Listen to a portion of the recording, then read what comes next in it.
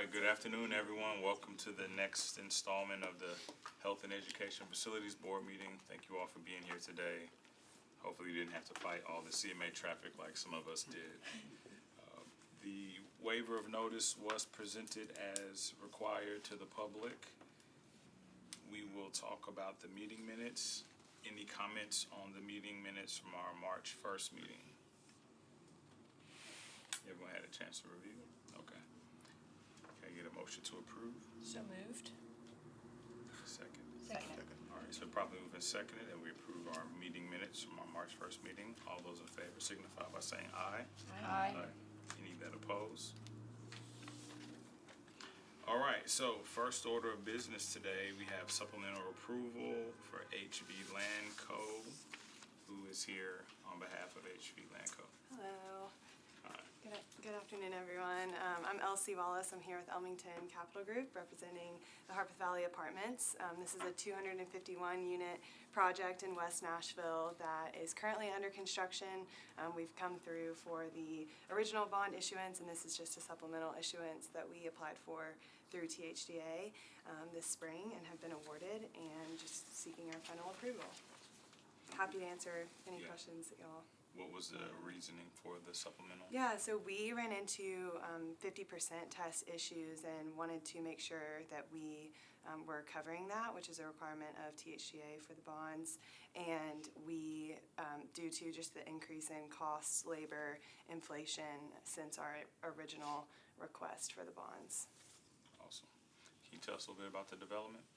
Yes, it is a 251-unit deal on McCory Lane across from another phase of this development that we have. We have over 300 units across the street that are almost completed, and so it will be over 500 units of multifamily, all affordable. This project is income average, so it will be a combination of 50, 60, and 70% AMI units serving the families in that area. So it's a multifamily directed towards family development. And there's a pool, a playground, and some other amenities on the site. Yeah, I know we may have discussed this before, but can you speak to any supplemental services that will be offered to the families?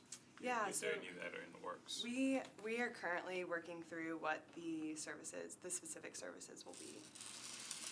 So we haven't landed on specifics yet. Okay. Any questions from the board? So I remember this one, I think, because there's a considerable number of units out in Bellevue. As it was presented to us, the rents were going to be quite enabling of lower-income folks to, what our business is to get there. And I seem to remember in the history, I was just checking my minutes to make sure my memory was about right, that initially we were at 49 million, and I think we added 6 to deal with increased construction costs. Am I remembering that roughly? So that is the project across the street. So that's McCory Lane, and that's a different, that was our phase 1, so this is our phase 2, and this is the same request as the original phase 1 project. So that one was exactly a $6 million request for the project across the street, and then this is the additional 251 unit Same project. Same organization. Same organization. Right. Both part of Elmington Capital. Gotcha. Makes sense now. I'm relatively, I told everyone I'm scattered today. No, it's Excellent. great. That's a good clarification. Anyone else have questions? Okay. Need a public hearing for this one? No, you've already Okay. had a public hearing on this. Okay, all right. Well, at this time, we'll take a vote to approve the supplemental funding in the amount of $6 million for HV Land Co. All those, all those in favor signify by saying aye. You need a motion. Oh, I need a motion, I'm sorry. I still want to ask a question, I think, Go about ahead. that. But yet you introduced the 6 million here as having something to do with a 50% test. Can you just say that again? I'm scattered today, I'm sorry. I'm sure it's all fine. Want me to take that I one? was going to say, that would be great. Okay. Okay. This project also has a low-income housing tax credit component to the capital stack. And so to qualify for low-income housing tax credit, 50% of the cost basis of the project has to be funded with tax-exempt bonds. So not only have they had cost overruns, but because of that, they're in danger of not meeting the 50% test and qualifying for the low-income housing tax credit. So the additional So we bonds, need additional money to put in, to build it out in such a way that we can support the lower income folks. yes. Okay. To be able to qualify for the qualify. light tech, yeah. Can't imagine why we would vote against that. Okay. All right. So I'll move approval if we need such a thing. I mean, but which brings up another point to make though. Given the economic markets, do you project or predict future cost overruns and the need for additional supplemental funding? On this project specifically, or in On this all project projects? specifically? No, Okay. this is inclusive of any changes that, and would be the final This ought to request. do it. This ought to do And it's kind of priced on the high side to make sure. Okay. Gotcha. Anybody else have a question? Nope. I think we were in the middle of a motion. Made a motion. Motion to second. approve? You were the second. Yeah, second. You ready that? Did you, were you? I did. You approved, I- okay. I'm a and motion, you I'm ready to second, move okay, it. I'm ready to move it. All right, Move it. so it's Second, probably yes, moved in ma'am. second. We move forward to vote for supplemental approval. All those in favor signify by saying aye. Aye. Any opposed? Thank you all. Thank you. Yeah, have a great day. Drive safely. Be careful out there. All right, next up on the agenda, we have Belmont University here to talk about their new medical center. Medical school. That's just one for Yeah, and residence hall. Yes, correct.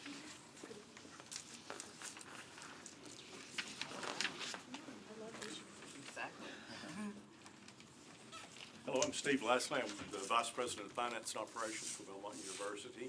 And we're going to present we have a request for not to exceed $187.5 million in revenue bonds from this board, of which $137.5 million will go toward a new residence hall and $50 million will go toward the Frist Medical College. And I've brought a team with me, and I'd like everyone to get up and introduce themselves, please.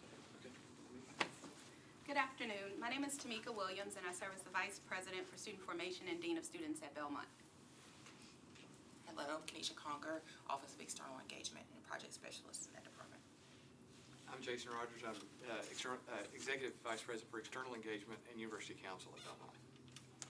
And so as an overview of our project, our first is $50 million, and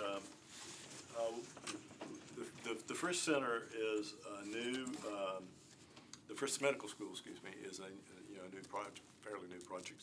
It's in partnership with HCA, and it is slated to be completed in April of 2024. This project was all designed to be built through university funds. However, with some other funds, with some other projects that we came up, notably the Jack C. Massey building, we decided to go to the market to get some bonds to kind of even out our cash flow on completing this project, because this is a costly project. And it's first class. We get we should get LCME, which is the accrediting body's initial go, so we can recruit students this July, and our first, and we can start recruiting students in October, and then classes will begin next July.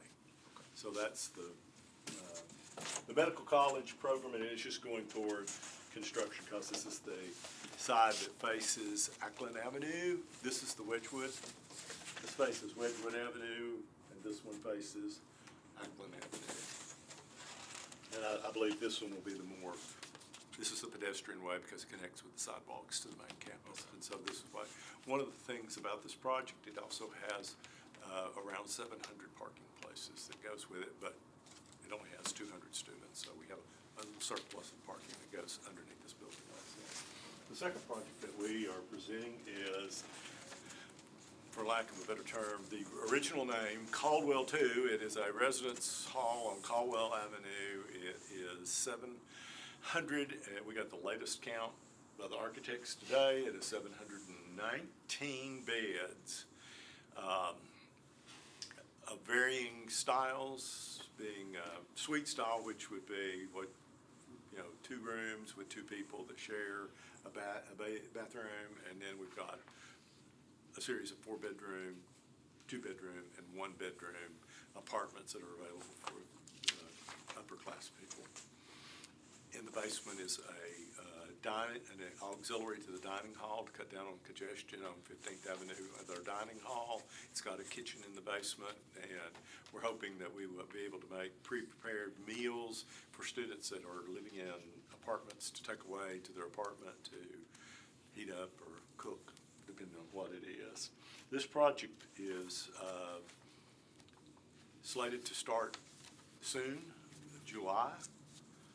We received our rating call today on the bonds. There will be A-rated bonds, A-rated stable, and it'll also house 2 retail establishment, think like fast food type, convenience store type things on the 15th Avenue side.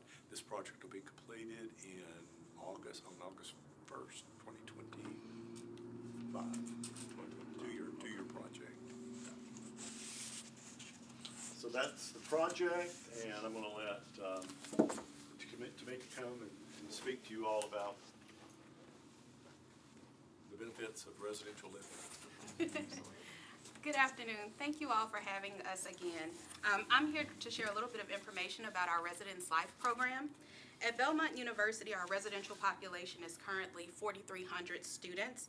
All full-time undergraduate students with fewer than 60 credit hours are required to live on campus. So this is by and large your entering class, your freshman and your sophomore students.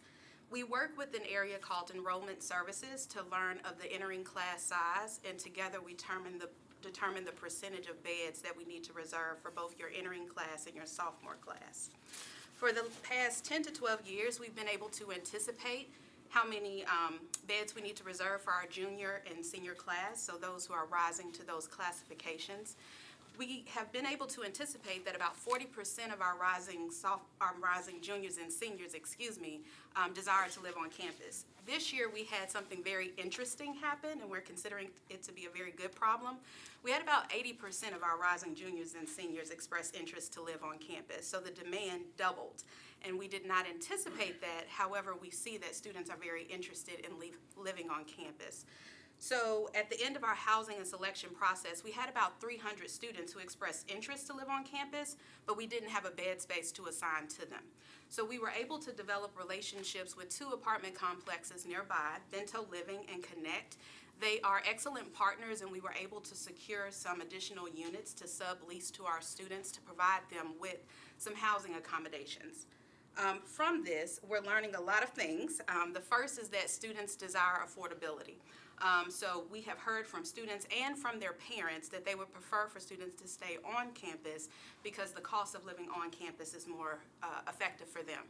In addition, we heard from parents time and time again express that the quality of the experience was very satisfying to them. So when they looked at some of the resources that were present on campus, when you think about campus security, close access to your academic buildings, the dining center, things like our fit rec and our gym, as well as some of the social environments that students are able to engage in, parents felt that that was a little bit better for their children to be a part of, opposed to living off campus and having to commute. And then lastly, engagement and retention. Our data continues to show that when students live on campus, they actually make active progress towards completion of degree. And so we think that it's a very good benefit for students to reside on campus. We recognize that not everyone would like to stay on campus, however. So for those who decide to live off, it's not a problem, but we recognize that our students are competing with Tennessee residents as it pertains to affordable housing options. And so we think a new residence hall will add benefit to our campus community and be able to provide some additional options for our students. Thank you all. I wanted to address a bit about how we engage the community through these construction projects and also through some of our programming. And then Kenesha is going to follow me with her perspective working in external engagement and community relations in terms of just the nuts and bolts of the day-to-day engagement that we have with our neighbors. We didn't have a full-size board for you, but you see in front of you a campus map that I believe was provided to you in your packets beforehand. The site that contains the College of Medicine is the one on top there to the right along Wedgwood Avenue.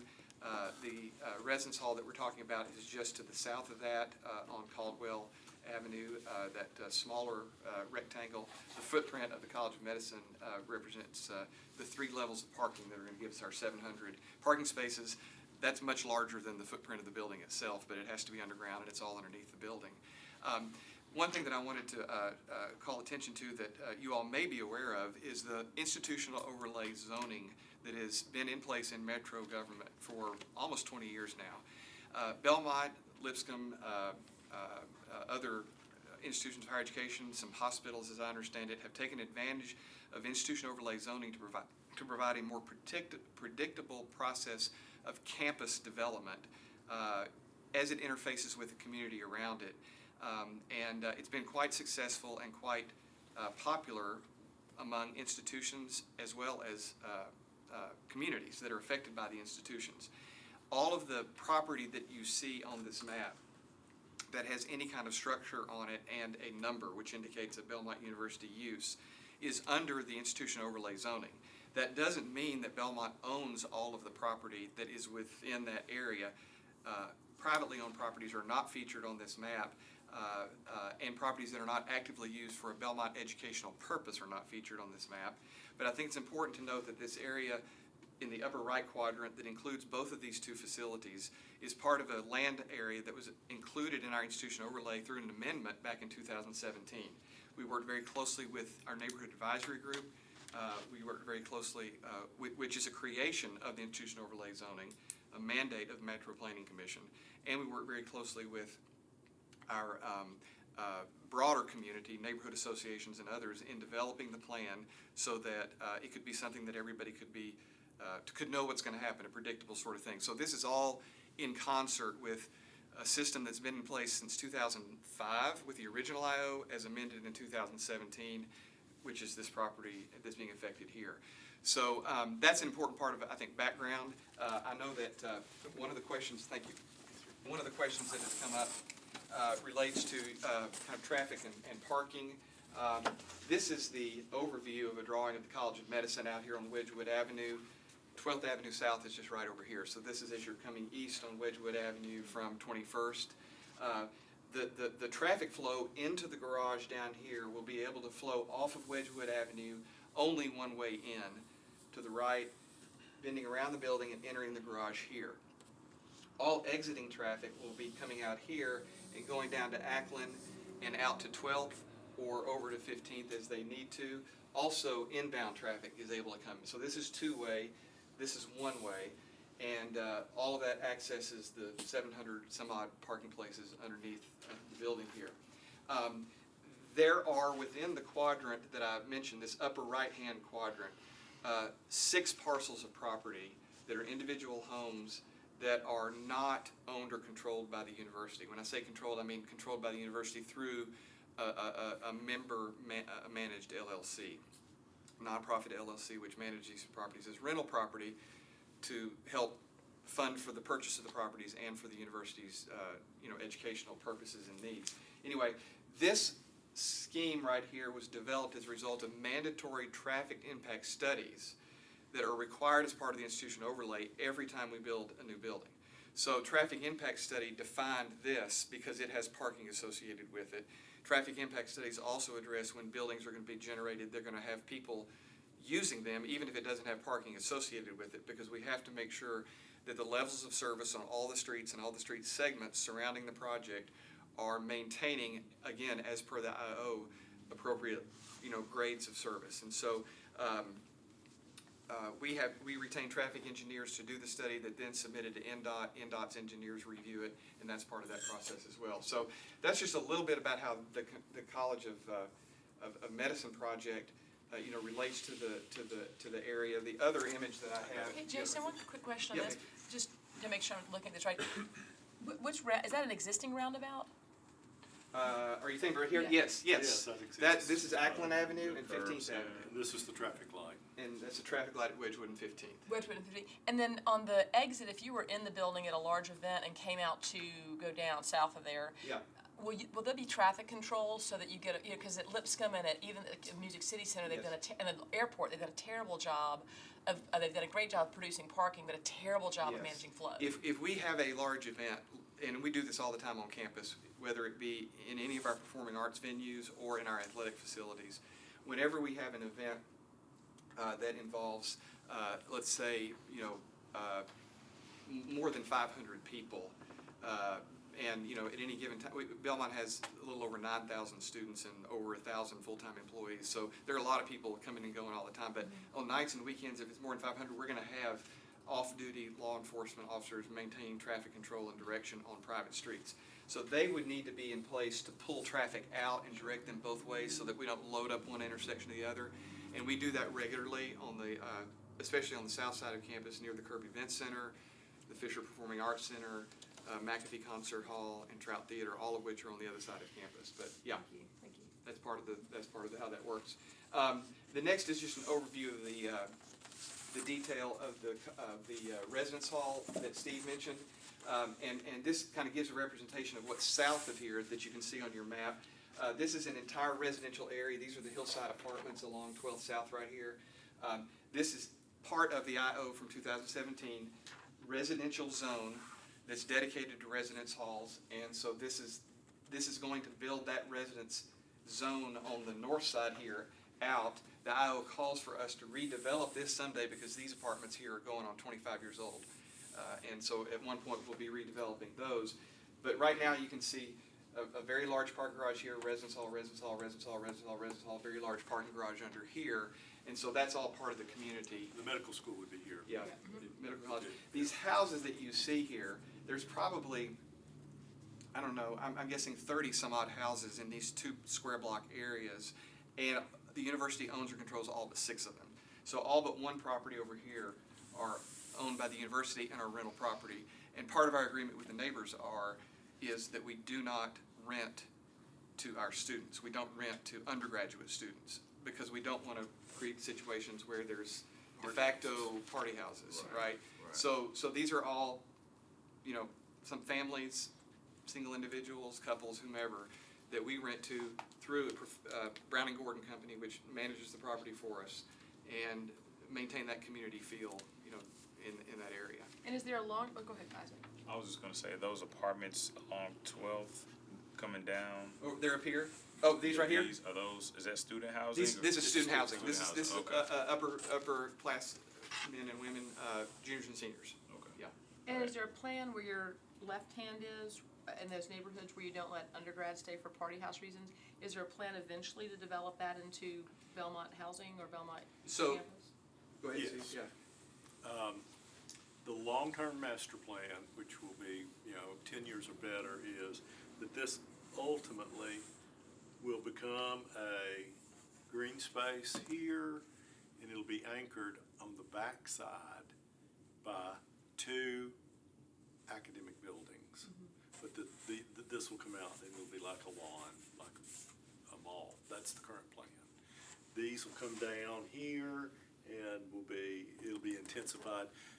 And per this area of 12th Avenue, the Metro would like for it to be more of that urban look, more coming to the street front and but not high-rise. It would be much lower pedestrian height, comparable to what's on the other side of 12th Avenue that steps back to larger.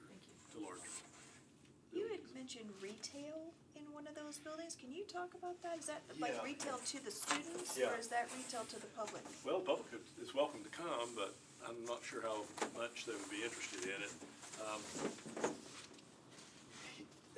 Let's see, at this area here and right here,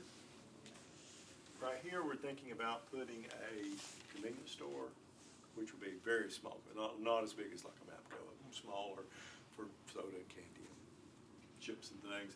And over here, this would be like a Taco Bell and it would be, a smaller size for the students. And it could be something like a Taco Bell or a Shake Smart or just some franchise fast food kind of retail unit for us. And it's, Have we ever done anything when we're doing a bond that involves like a, you know, a for-profit, like that's a, The bond issue itself is not financing that okay, portion of it. okay. yeah, we're not okay. financing that through the bond issue. We're doing the structure. Okay, That'd be an auxiliary that we would add on through our food service, not through this bond issue. okay, so it Yeah, wouldn't be you're like not- Taco you're- Bell's not setting No, up I'm not right. a I'm restaurant not gonna inside buy a the- bond, take a bond and buy you Taco Bell. Okay, okay, No, no, all right, no. okay. We'll pay for All right. all, Oh, now, I all thought that. it is Taco Bell. This is like one of the easiest yes votes I have experienced in my, now 6 years on this thing. A medical school and 700 undergraduate beds for housing. This is a slam dunk. I love the presentation, but, I guess we have to have a public hearing and see if anyone's upset. But I mean, wow, this is just so huge for Nashville, my gosh. We like to keep you all Yeah, no, it's been up to date on what fantastic. we're doing, because it kind of works hand in hand with the planning commission. Did you want to address the group, just so we hear from you as well? Yeah, I'd love for Kenesha, I think this is for free. Thank you for your words, I really do appreciate that. But I think Kenesha and Joyce Searcy, our Director of Community Relations, are really on point with developing really organic relationships with the neighbors in our immediate area and in the Edge Hill community, which is really a focus of ours from a standpoint of community service, of outreach, of all kinds of things that I think enrich lives in Edge Hill and give our students opportunities to broaden their horizons and have more, opportunities to use the skills they're trying to build. So Kenesha's just going to describe that briefly, and then obviously we're happy to take any questions. So as Jason stated, I work with Joyce Searcy in the community relations piece. So what that entails is a lot of community service. We try to work with the immediate area, meeting with neighborhood associations and residents at the Edge Hill apartments to keep them involved and get their thoughts on how what we're doing impacts them. We attend neighborhood meetings, including Edge Hill. And not only do we go to their meetings, we also invite them to our home. And we have a fall festival, usually it's in October, where we invite the children in the area. We have fun activities, rides, face painting, all those types of things. We actually charter buses to go to those areas to bring the children to us and to get them safely back home. We also have community night during basketball season. We invite the community, not only the children, we invite schools, those in Wedgewood Towers, those areas. We charter buses to go get them and bring them there. Of course, we feed them, face painting, any of the activities there at the basketball game, they're welcome to use. And we also, I guess it's been 2 years now, started a holiday luncheon. So around between usually Thanksgiving and Christmas, we invite the seniors in the area to come have lunch with us. We realize that a lot of them did not have family to spend the holidays with. So we invite them to come with us. We have buffet style. And the students, in all of these, there are students involved volunteering to walk along with the students, the seniors, to sit with them, to serve them, to just make them feel like they're at home. And also we have a monthly parent support group in the Edge Hill community where attendees bring ideas to the table that they want us to help them with and address. The last meeting was they wanted to talk about reproduction and how to make informed choices. So those Belmont students and Joyce were able to bring those in the community together to talk to those individuals about those topics that were important to them. So those are some of the ways that we bring the community to Belmont and let them know how important they are to us. Thank you.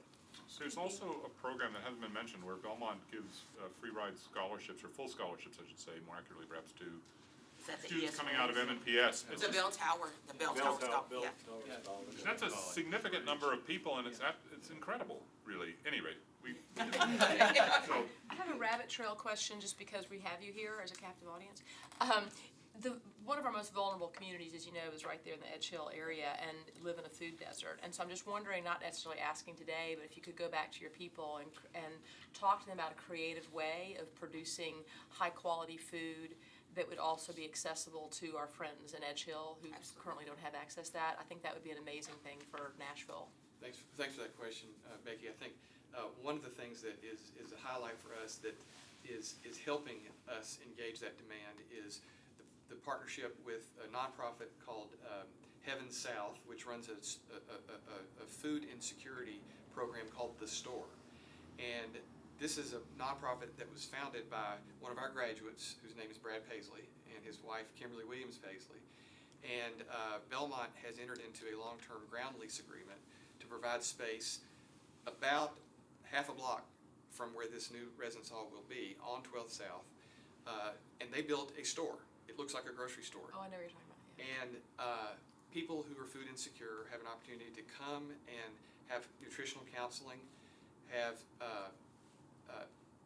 health professionals develop some diets for them if they need those for whatever conditions they may have. Our health sciences programs are involved in that. The professionals at the store then allow the family who comes, the individuals who come, to shop in a grocery store for the items that they need. And it is set up like a grocery store. It's not set up like a food pantry where you just come through and you're handed a bag of groceries and whatever you get, you get. We have partnered with the store and Tennessee DHS in a two-generation grant program that DHS has had that focuses on not only meeting the needs of children, but also their parents and even grandparents, that provides wraparound services for the clients who are coming through the store. So not just nutritional counseling, but also we partner with the Legal Aid Society to do legal clinics on site. Our musical therapy students engage in music therapy with qualified and people who need that sort of assistance. So that's been, and the food that's in the store is like fresh produce. Yeah, great, thank you. So anyway, that's been an important part of what we've tried to do. Thank you. Anyone have any questions? Yeah, about what percentage of the medical students you expect will be out of state? I can't answer that question. You have to. Yeah, we haven't started recruiting students yet. I can tell you what our goals are as far as perhaps other demographics. The goal is to recruit a class that's at least 30% underrepresented populations, and we're defining that to mean individuals who are members of racial minorities, who are first in their generation, first in their families to come to college, and who are from rural areas.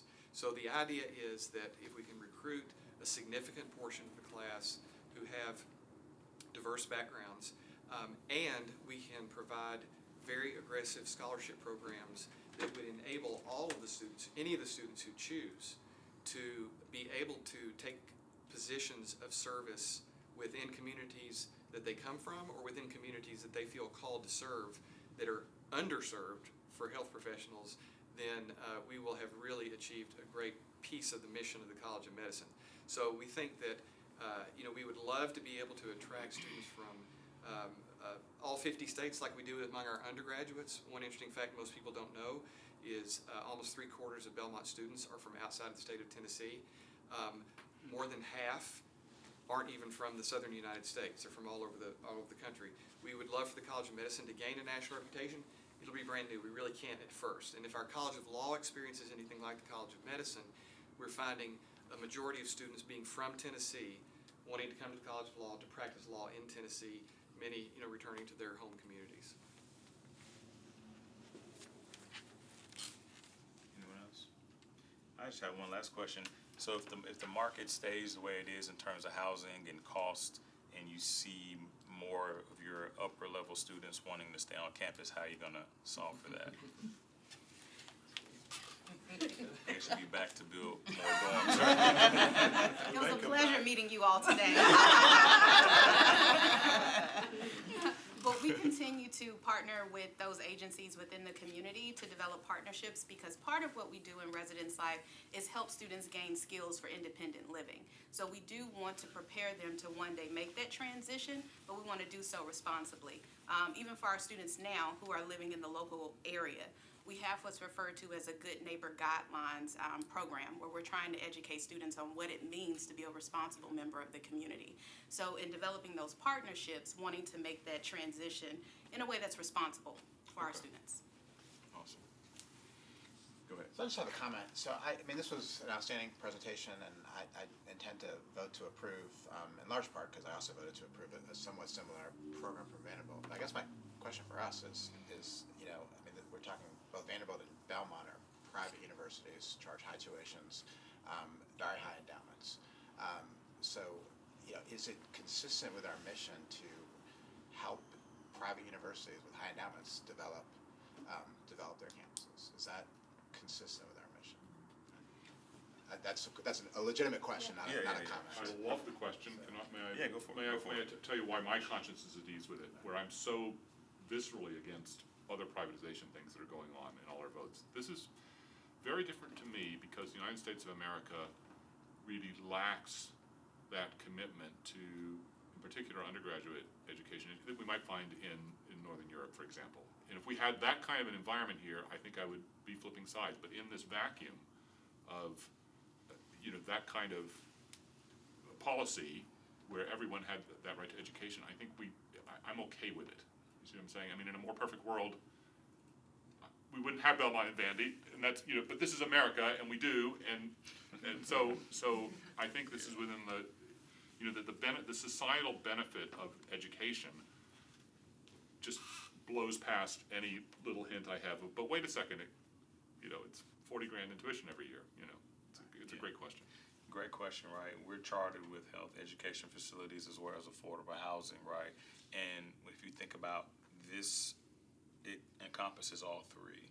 They're trying to solve for the housing crisis from a student perspective while building a new medical school that will support the community. So I think it does in light of that cover. Yeah. All right, if there are no other questions from the board, we'll open up the public hearing at this time. Is there anyone here to speak for or against this project?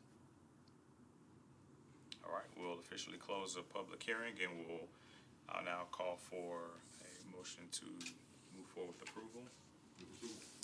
Is there a second? Second. All right, it's been properly moved and seconded that we move forward with approval for Belmont University in the amount of $187,500,000. All those in favor signify by saying aye. Aye. Any opposed? Thank you. Thank you, everybody. Yes. Okay, next up, interlocal government agreement, interlocal agreement approval. Josh, you want to come up? Hannah, Josh? Yes, unfortunately, I have to try to cross CMA traffic to get to the airport. But I wanted to make myself. I should just say farewell to my flight, I guess.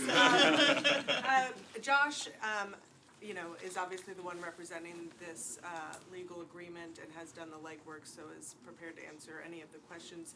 But should you have questions about the mixed income pilot, kind of where we are, seeking an update, anything that you've come across that you'd like more information on, I'll watch the recording, or you feel free to reach out to me and I can provide those updates. Thank you. Run, sport us. Just be in your favor. Thank you. Thanks, Josh. No problem. Well, Hannah has deserted me, so I'll do my best. Any questions you may have? Great, right? Awesome to Hannah. You want to, I have a question, but if No, if you wanna feel like go you're about ahead, to go. So I've made a copy of our minutes from our December 8th meeting and then March 1st because I think in the minutes of our March 1st meeting that we just approved, we tasked you, so to speak, to draft an agreement that would both manage and administer all aspects of the mixed income pilot, and number two, manage the process of reviewing legal representation of the corporation. And in this agreement that I got in my packet, all I see is pilot. Correct. So, and I'll be honest, my recollection was a little bit different. So I did recall you guys wanting those two different things, but I consider those to be separate. So the agreement before you is specific for the mixed income pilot program. I think I mentioned this when we had the last meeting with respect to you guys wanting to pursue taking, let's just call them RFQs, requests for qualifications for your board council. I don't necessarily think we need an agreement to do that, since I'm just basically providing, I will call almost consulting services to you. So that's why it's not represented in the agreement. I don't think it necessarily needs to be formalized in the agreement. That's just something that we can do for you. But if it is something that you want to be included, I can certainly talk with my superiors if you want that information in there. But that's why I kept it separate, if that makes sense. And Chris, I think you were right, but I also think we discussed having them separate for a reason. I don't remember what that reason was, though, but we discussed both. But I believe the interlocal agreement was for us to have representation to do the pilots, and then also have representation for, Right. or consider new representation for the board. Those are. I remember there was a two big hole separate. around the pilots, right? There's Right. money flying around and Right. standards to be maintained and Yes. all kinds of things. Yes. But when I pulled the interlocal agreement of of our industrial board, the language is much broader. I mean, It is, because we are actually the general counsel for the IDB. For you guys, we are just counsel for this particular program only, for the affordable housing program. So as an example, for the IDB, we provide everything. We essentially are their staff. So I serve as their legal counsel, as their general counsel. The Department of Finance serves as basically all financial matters. The executive director is actually someone who works in the mayor's office, who provides all the administrative support. The situation that we have with you guys is a little bit different, because for the mixed income pilot program, we are just counsel for you specifically for that program. And as you may recall, when I mentioned to you guys before, when this program was developed, I think there may have been some misunderstanding or miscommunication about how you guys are separate from Metro. So I think when it was approved, it was not really considered that in order for Metro to provide full support to you for this program, it was going to require more than the housing division of the Metro Planning Department to provide you those services. It also is going to require finance and legal to do that as well. So what this interlocal agreement does is it basically expands the scope of the services that Metro is providing to you to include those financial services and the legal services. But again, it is just specific for the program itself. It's not for all things that this board does. Hopefully that makes sense, or? So I think to the point that you're making, Chris, a secondary piece would be looking at RFQs for bond counsel, for legal representation for the Right. board. And if they became representation, then that agreement may look more like IDB, because they would be doing both, I guess. so in our meeting minutes from December, I'm scattered today, right? I explained that at the beginning. So we approved, with the exception of Ms. Carr, an idea that we would move forward with you, Dr. O'Day, working with Josh Thomas, getting a committee going together and crafting an RFQ, sending it out, and whatever. And what I thought I heard was, hold up, we've got to have this interlocal agreement before we can take those steps. Correct. And so now I'm concerned, because the interlocal agreement that's provided, as I said, it's just about the pilot. Now, Joshua, you're saying you think that we can encompass the RFQ task with this today, with a motion, with an addendum, with I think it will require a separate conversation, so I'm not prepared to say you can do that today. Okay. All right. Just for some background, when you guys first came to me, I think, and I say you, I don't know exactly who it was, but there was a conversation about wanting to, basically do RFQs for your issuers council, and that was a separate conversation from the mixed income pilot program. And we eternally had conversations within legal about whether or not I can basically serve as consultant to you to help you with that, basically to help you guide you through that process, since we did something similar with that with the IDB last year. Right. And so we decided internally that it was fine for me just to come and do that for you. There didn't need to be a formal agreement to do that. The mixed income pilot program is a completely separate animal, and And so with that, there does need to be a formalized agreement, because in that situation, I am serving as your legal counsel specifically for the program. Finance is serving as basically the finance administrator for you specifically for the program. In order to do that, that has to be formalized in an agreement that's approved by both this board and by the council. So, yeah, that just triggered something. We weren't aware that we needed counsel for the pilot program when we had engaged Josh and started talking about. And so then, once we realized we needed counsel, it was like, hold on, stop the RFQ process. Let's build the interlocal agreement so we can be in good standing with Metro in terms of counsel for the pilot. Okay. We have to do that, and then afterward, then we can say, okay, what do we need to do in terms of RFQ for looking at new bond counsel? Okay. That was how we got to this point. Okay, I'm just trying to think about procedurally how to move forward with some comfort that the RFQ idea is not gone. Yeah, sure. And I guess I'm just a little confused too, like if you're, so what you're saying is you can provide consulting to us in the RFQ process, and that's not, you don't view that as actual legal services. Correct. That's just pure consulting. Correct. We're just basically advising you. I mean, what I understand is you basically want an idea of what the process was with the IDB and for us to assist you with that process. Right. And so internally, we decided that that's not necessarily something that would require a formal agreement to do that. Okay, so even if you're providing consulting services, doesn't that need to be papered up? We decided internally, no, that it did not. Well, what was the rationale for that? Because essentially, what we viewed it, and I'll tell you briefly, I don't know if you were here when I talked about what we did for the IDB, but essentially with the IDB, all we did was help draft the RFQ. We received the responses. There was a board committee that was created that basically reviewed those responses. We obviously provided any assistance with that, but outside of that, we didn't really do anything as far as negotiating contracts or, well, I take that back. We did negotiate the contract as board counsel for the IDB, but as far as the RFQ process itself, it was just basically helping with sort of administrative tasks. Right. I mean, but what do we want, legal representation and negotiating contracts with whoever the winning applicant would be? I mean, because Chris, my recollection is exactly Legal counsel? Yeah, I mean, my recollection is similar to yours, that, that you were gonna draw up, now, and it's also similar to yours, too, that you were gonna draw up two separate interlocal agreements, one for the pilot program, but then the other for, representing us throughout this RFP process. And then Yeah, now I guess you're saying that, you all don't Metro Legal doesn't view that as legal representation.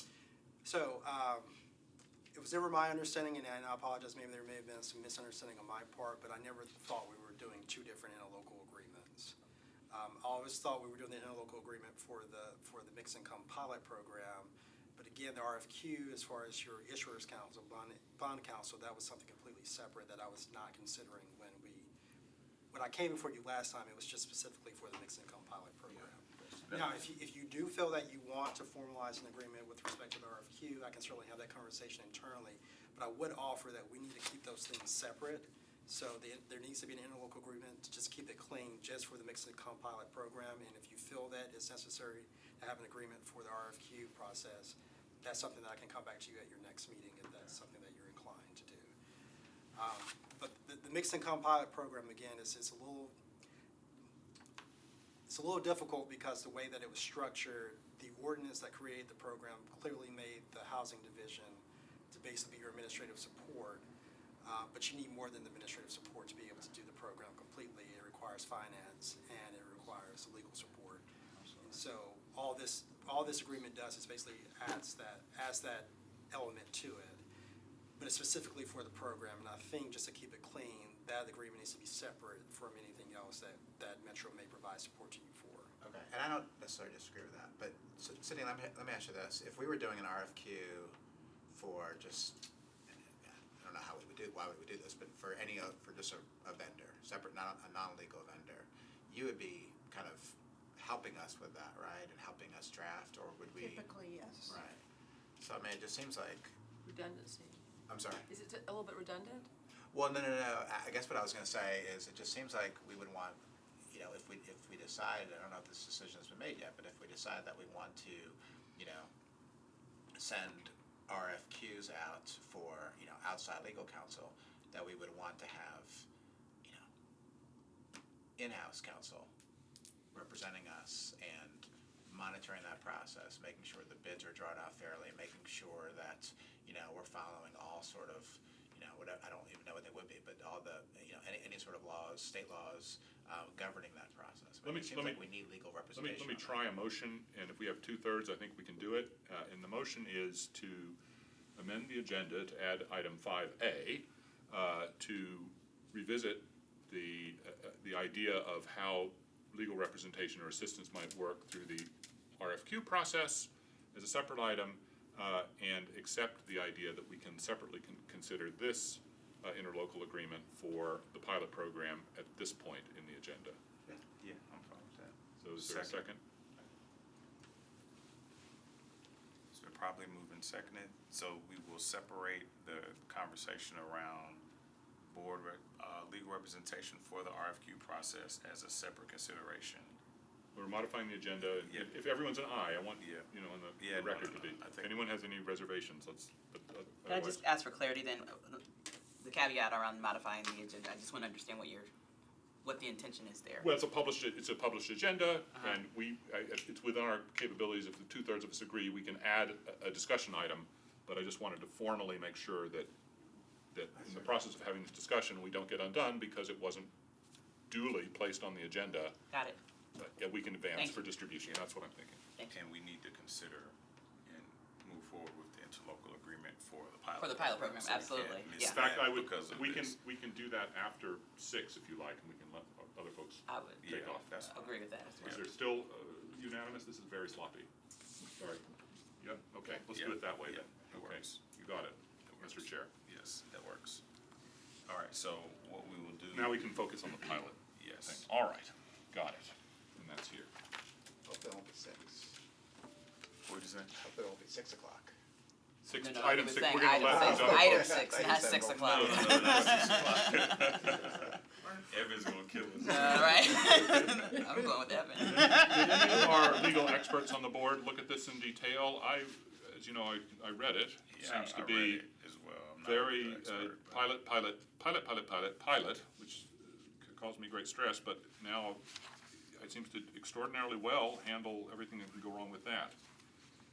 I guess the only question I would have with this is if anything with the pilot program changes, do we have to then go back and redo this agreement? Question. If Metro Council says, hey, something's not right, we're gonna do something new with this pilot, and it impacts, I don't know, how we handle it, do we have to have a new interlocal agreement? Under the scenario that you're saying, I don't think so. Okay. I mean, basically, as long as the pilot program stays in effect, I mean, obviously, if council changes the structure, it may change the structure, but as long as the form of the program is still there, we would still be your council. Okay. Finance will still provide the financial support, housing will still provide the administrative support, so. Okay. If I'm understanding your question, I think the answer is no. Okay. And then the second piece, and I can't remember if we discussed this last time, but is there a cost associated with the work that you guys are gonna do on our behalf? This is all free. It's all free, okay. I thought it said it was paid for by the council was paid sort of for. agreeing. Maybe Well, I that's what I misread. was- Free It is, said payment in lieu of tax agreements. No, that's the That's qualifying pilot. developers, Yeah, yeah. that's what the pilot Yep. is.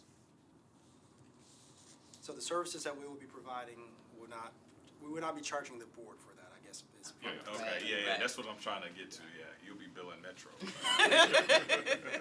our property taxes, we're paying. Right. Right.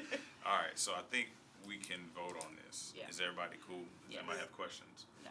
Is there any, so as our counsel to be, perhaps, do you have any concerns about our indemnification on this board? Is that should maybe as a study item, I don't want to get a bill for something going south. For the program itself? Yeah, Yeah, no, in the statute, you're covered. We're Okay, covered. that's what I think too. All Okay. right. I'll move approval of this. Okay, is there a second? Second. All right, so properly moved and seconded that we move forward with the interlocal agreement approval. All those in favor signify by saying aye. Aye. Any opposed? No, okay, thank you. Thank you, Joshua. Thank you, Josh. Okay, all right. Yes, update Joseph Avenue from Holiday Ventures. Yes, go ahead, Ed. Yes, thank you all for your time. We'll be right to the point. Evan Holiday Ventures, we're working on Joseph Ave, also, formerly River Chase. We were at the December board meeting, and you all had asked for just more questions around the legacy residents that we weren't prepared to answer. So we had provided you all with, going into this meeting, with a few clarifying questions and answers, hoping to, provide what you all were looking for at that December meeting. We also have with us Miss Jackie Paul Sims with PATH, who she was probably doing the lion's share of the work for resident relocation and coordination and services around that. And so we thought it'd be very helpful for you all to have, hear it straight from her if you have any specific questions. And then we have Reed Lauer as well with our Holiday Ventures team. I think if you all are open to it, I think I would just open it up to you all if you have any specific questions above and beyond what we provided. So it was your motion. Okay, yeah, now I have several questions. So let's start. So for the legacy or displaced residents, however you want to refer to them, will they, if they have Section 8 vouchers, will those Section 8 vouchers be accepted, or just project-based vouchers? Both housing choice or project-based.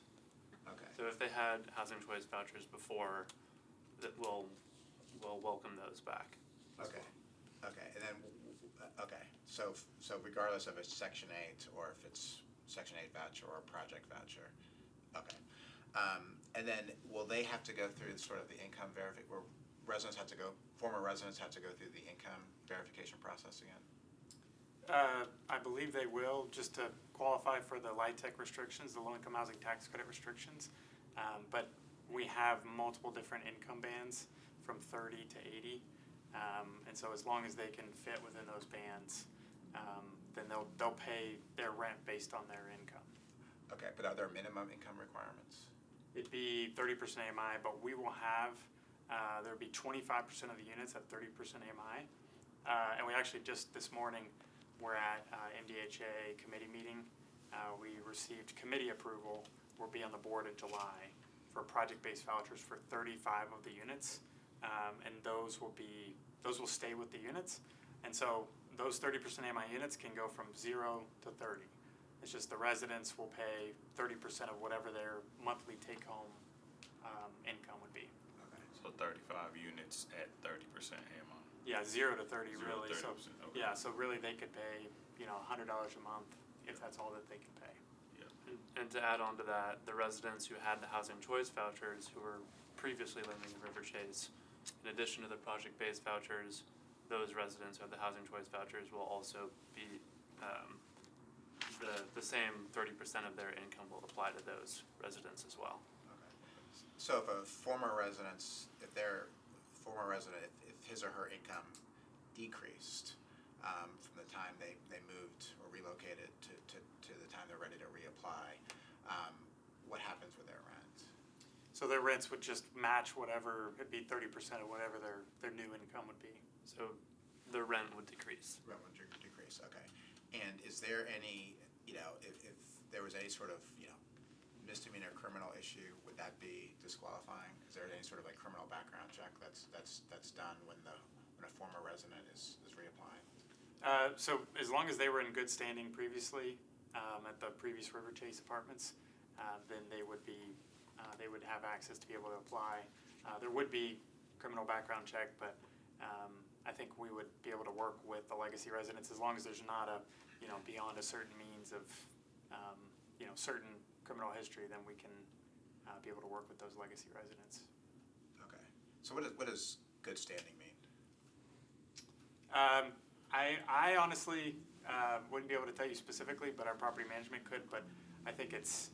You're talking about for the you prior. Mentioned, if a former resident was in good standing, what does good standing mean? I think just being current on their rents or also not.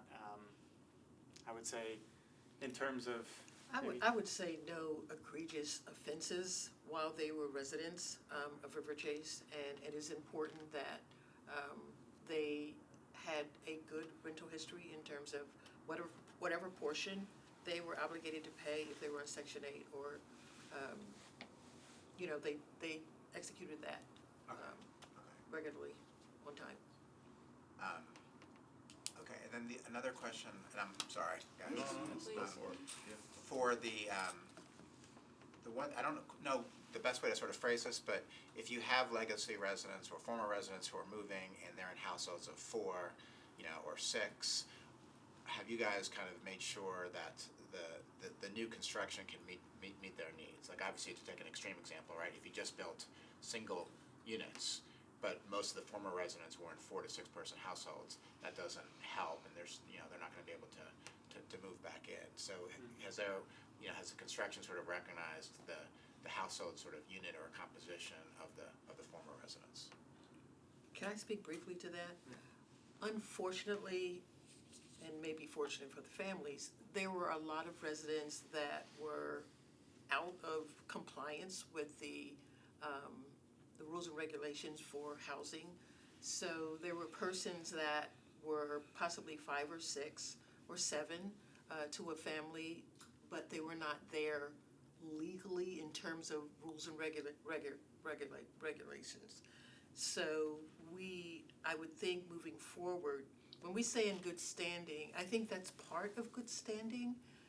If you have a Section 8 voucher, it's only going to allow you to have a certain number of family members, certain number of children of different sexes in that particular unit. So we're going to have to adhere to the requirements of Section 8 for those who have Section 8 vouchers.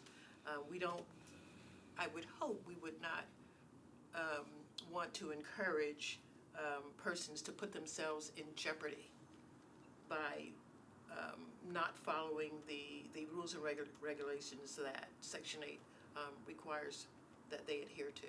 Okay, and to be clear, you're talking about rules and regulations of the federal government, not internal rules of River Chase. Exactly. Okay. And there will be 1s, 2s, and 3 bedrooms in the future development. Okay. And then will the new development provide wraparound services? They will. So we're partnered with Urban League of Middle Tennessee, and so we're still figuring out what those services will be. But we have quite an extensively large community room that we're planning right now on the first floor of one of the buildings. And also we'll have about, I think it's 2,800 square feet of what we're currently calling retail space, but we're talking to Urban League and other nonprofits to figure out how to program that space. So we don't have specifics yet, but it will be really comprehensive services from health and wellness to mentoring to after-school programs, really comprehensive. And then what I think is my last question is, as far as outreach is concerned, right? I mean, you've had some former residents, I'm sure, who've left the state or outside of Davidson County. Do you guys have some version of a spreadsheet that you could share with us, obviously redact any sort of like personal identifying information, where, I'm sure you guys track where former residents have left. I take it you have it in some sort of spreadsheet, or? Yes. I mean, is that something that you could share with the board? Matt, where and are you going with that, if you Well, I don't guess, mind? again, I don't want to violate anybody's privacy, so I would ask that all personal identifying information will be redacted, but I guess where I'm going for is I'd like to just kind of be able to see, I'd like for us to all see, like, what level of outreach, because I don't think we want to be in a situation where we find out that the outreach to the former residents, telling them, hey, listen, there are units available, there are units that, will be better, but similar to the rent, right? I mean, I think we need to monitor the outreach that's being done to former residents. Can I? Go ahead, I'm sorry. I can speak to that. One of the things that I requested of the owners the new owners of River Chase, that we have the ability for 2 years, a 2-year follow-up. So we are engaged, myself and one other person, with the River Chase residents on an ongoing basis. We hear from them, we reach out to them, and we document all the activity that is now taking place. We're talking to the residents who wish to come back. Not all of them who are qualified to come back want to come back, because we made very quality moves for them in the first place. So we're having these conversations about the things that they need to do to prepare to come back and what life may look like as opposed to what life was like at River Chase. So there's ongoing communication with all of the residents presently and will take place for at least the next year. Okay, so if you have a resident in Murray County, for example, if I'm a resident in Murray County, you will have reached out to me and kind of updated me Absolutely. about, even though I'm far, If you know, lived in far River away. Chase, we touched you. Okay, okay. So I guess the question is like, do we want some sort of, you know,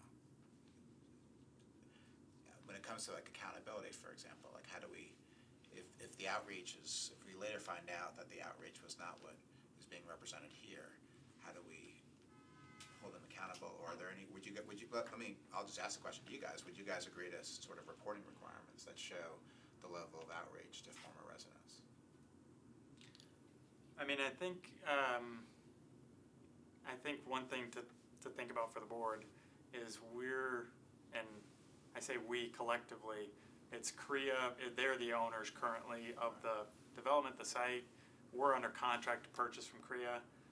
So CREA entered into a community benefits agreement in partnership with Urban League and the community as a whole.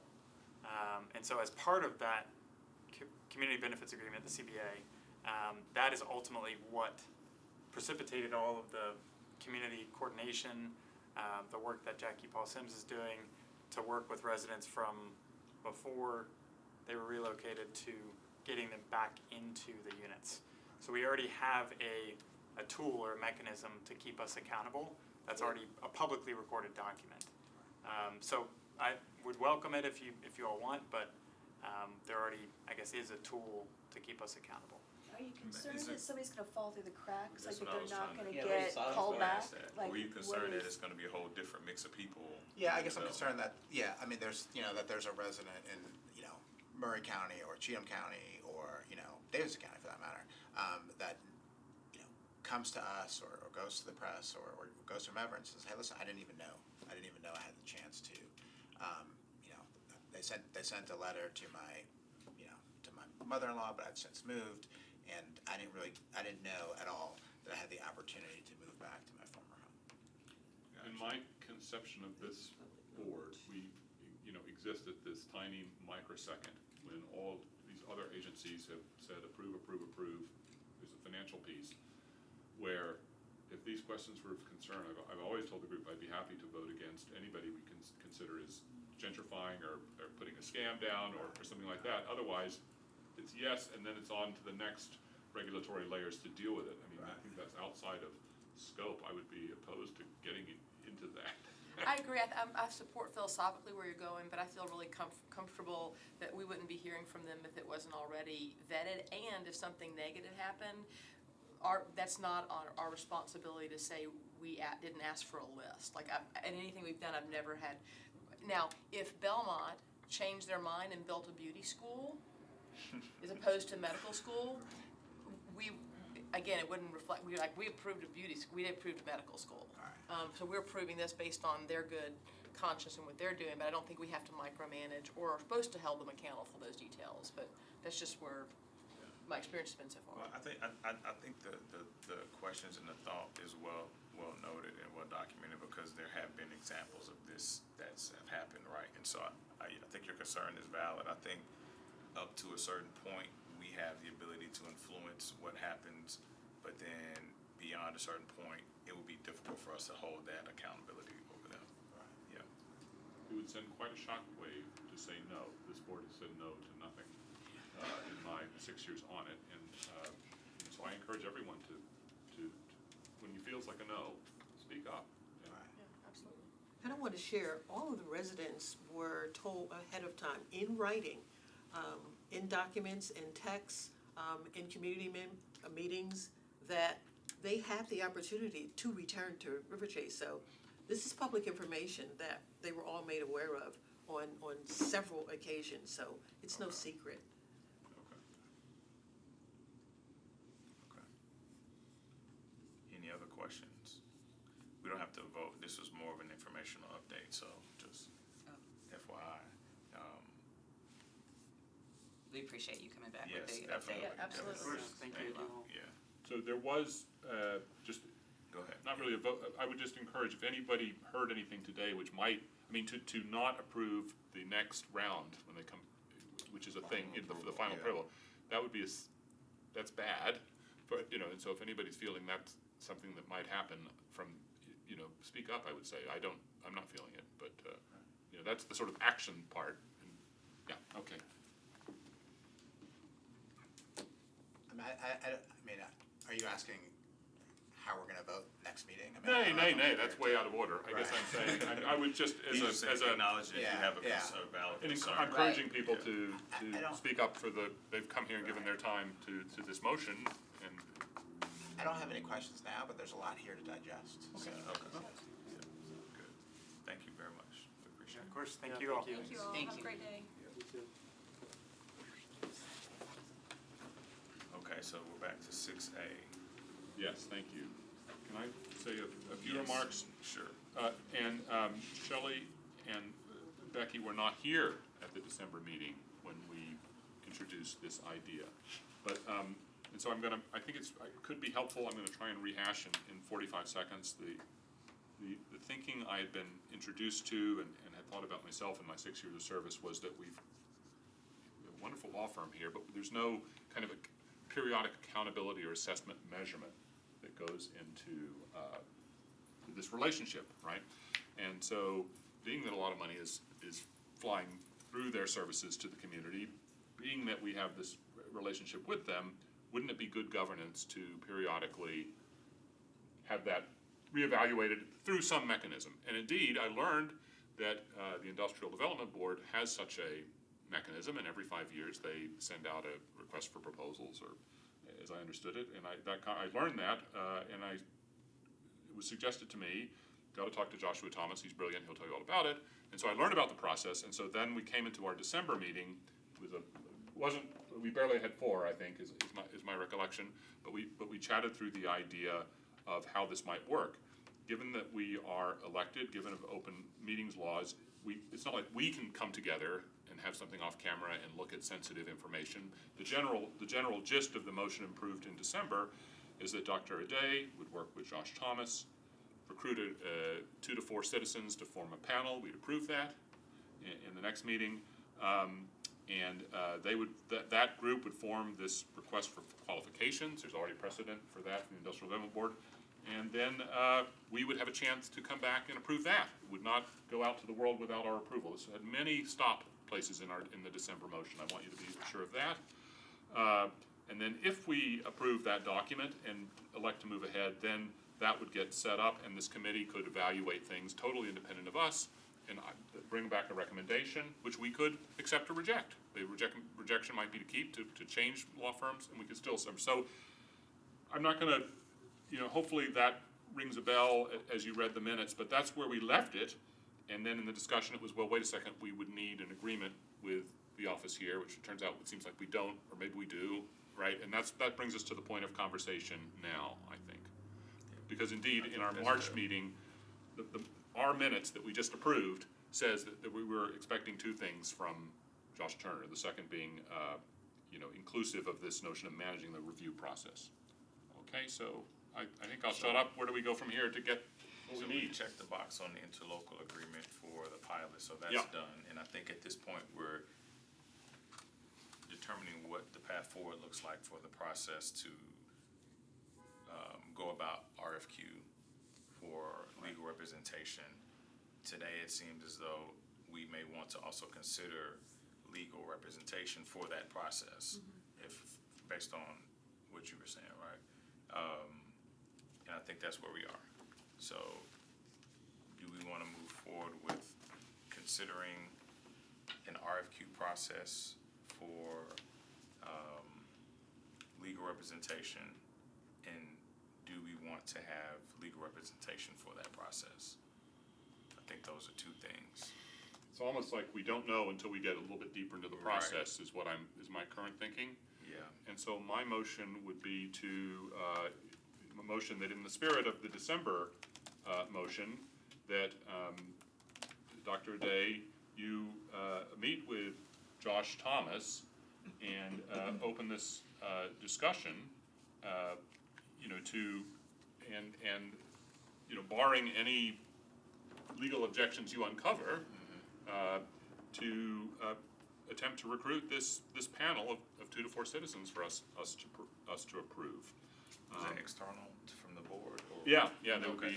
be external people. That's how they did it with IDB. Okay. And then, ideally bring the, hopefully get some yeses, and you can bring that list back to us next time for approval, again, following the trajectory of this. And if along the way, you learn that, deeper kind of representation agreement is needed, to get that going. Yeah, I would like to see our group give you carte blanche to get that moving. And so, Matt, again, you're our lawyer. What is the? Well, not. No, you're not our lawyer. Very critical. You're the lawyer. You're the lawyer on the board. What is this piece that you spoke to it so eloquently earlier? I mean, I just think, I'll just say it. I completely disagree with Metro Legal's view that we don't need legal representation during the RFQ process. Okay. And I think rather than I don't see the harm in just simply having an interlocal agreement with Metro Legal, just so that we're covered. So it seems like, in addition to everything that you just said, it seems like we could kind of skip a step and kind of expedite this a little bit. Okay. If we go ahead and, ask Metro Legal to draw up an interlocal agreement, covering, and maybe we need to wait until we have the citizen committee. I don't know the timing necessarily, but I don't think we do. But to have an interlocal agreement drafted that would allow, Metro Legal or Metro government to provide legal and administrative services during the RFQ process. I'm fine with that. Josh, question for you. So, Metro Legal represents IDB. Every 5 years, IDB puts out an RFQ for legal representation. Is that correct? No, so we need to separate it. So think about general counsel, which provides just general legal advice to the board, which the IDB is a little bit more active. Okay. You guys in doing things other than just debt issuances. Okay. And then think of bond issuers council, which deals specifically with the issuance of municipal securities. Okay.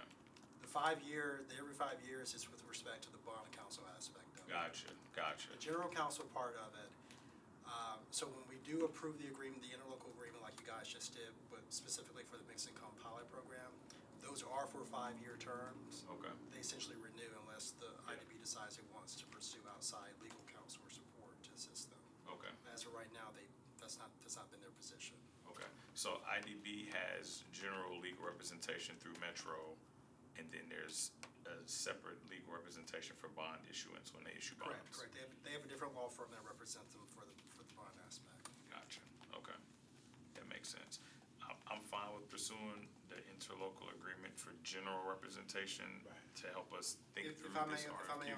And that's fine if that's what you guys want to vote, but that's not something that I can agree to, and that's going to require conversations internally with both my department and the administration as to whether or not they want to go that route when you talk about providing legal representation to you. Yes. So just want to make sure we're clear that, even guys. You can ask. You can ask, but I don't know if that's necessarily what we agreed to. Because they already said no, right?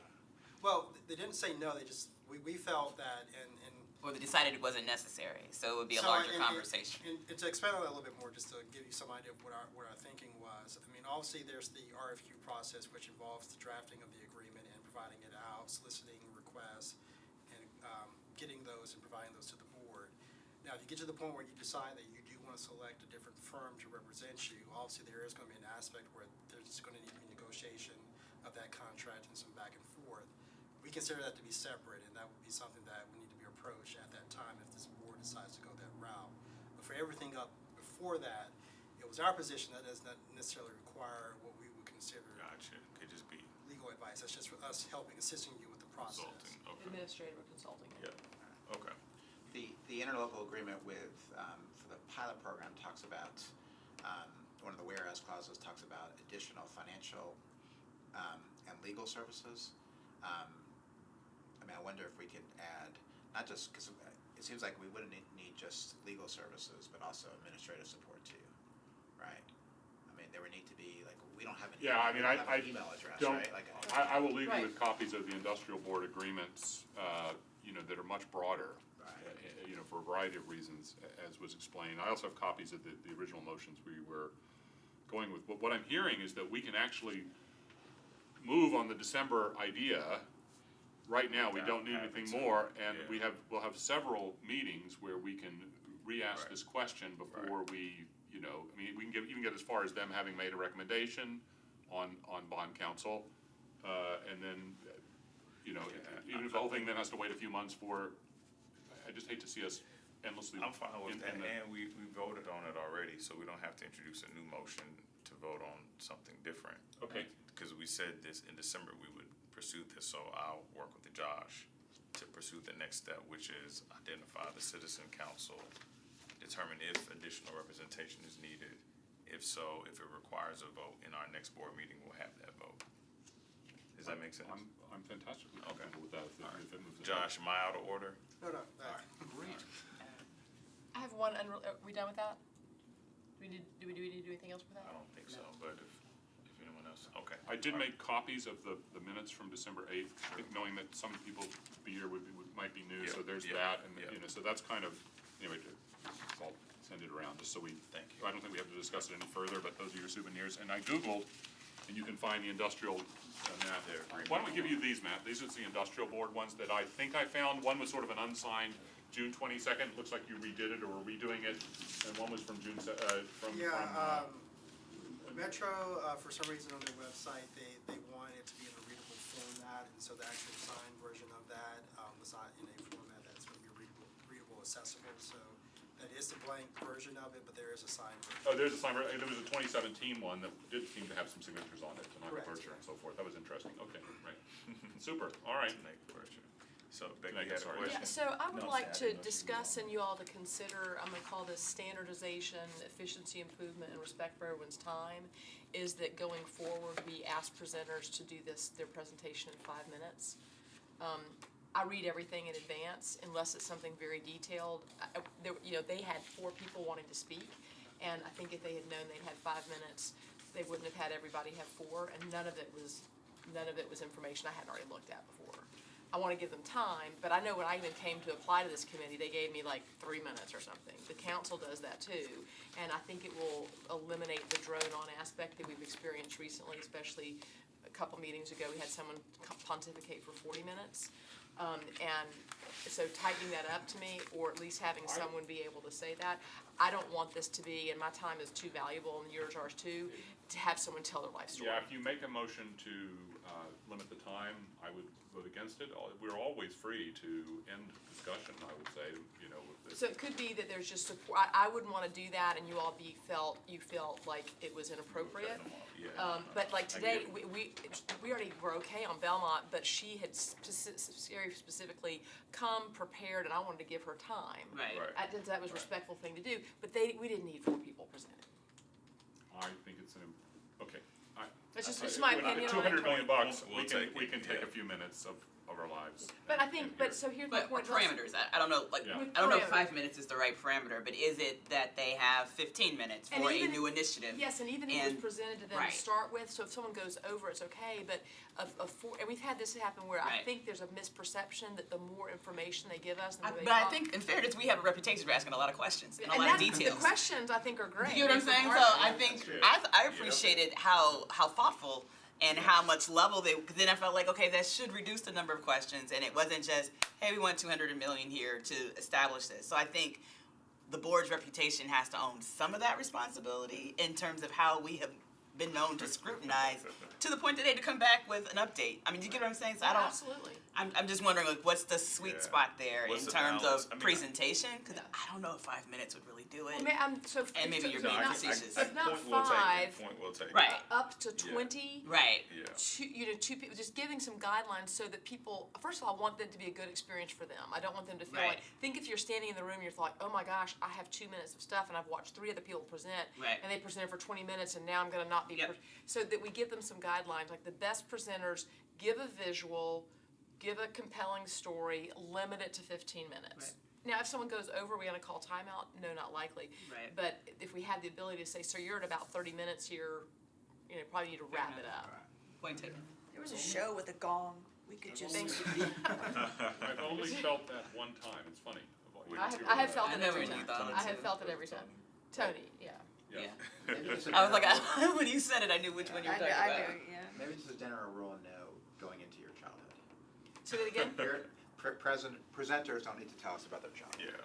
Well, and just to be, Just that skip we're all right on the to- same page, so that, Matt, if you say, hey, sorry to interrupt you, I get this, but probably enough time that we're all like, yep, so that wouldn't it feel weird for us, that we're all comfortable doing that. You could say, actually, I'd like to hear a little bit more, and I'm not gonna be insulted, but that we realize that there is a too much point, at least there is for me, and it happened I probably get your lots of point times. taken. Point well taken, and maybe, We can figure out what that you know, is. I tend to let folks kind of get it out, and I can probably get us closer to a closure point and get questions out.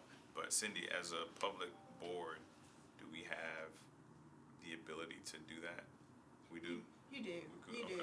okay. Other public boards set a limit, and you can certainly let them go over. You all may have other questions, so it's not unreasonable to. I feel like we also discussed some type of rubric or content that we would provide that would also not allow us to ask the same old questions that we know we're going to ask as a board. Yeah. And if we can maybe add that to their presentation, then we know, okay, that they know that and that that's addressed, and then maybe it's within, that can shorten the, I think alignment there, I think it's something we discussed in December perhaps, maybe March, I'm not remembering, but that might allow us, because all of us have a style, a thought, a process, we have our sweet spots, and those are the types of questions that we all tend to ask as follow-up. And so maybe if those things conceptually are addressed in the presentation, that also can not just.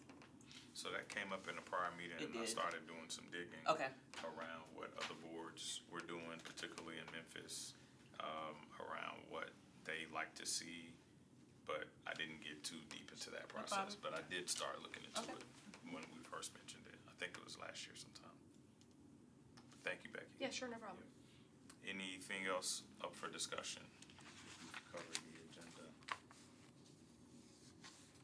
Move to Any other questions? Motion to dismiss, to adjourn? I move. I second that. All right. Thank you. Thank you, guys. Thanks, everybody.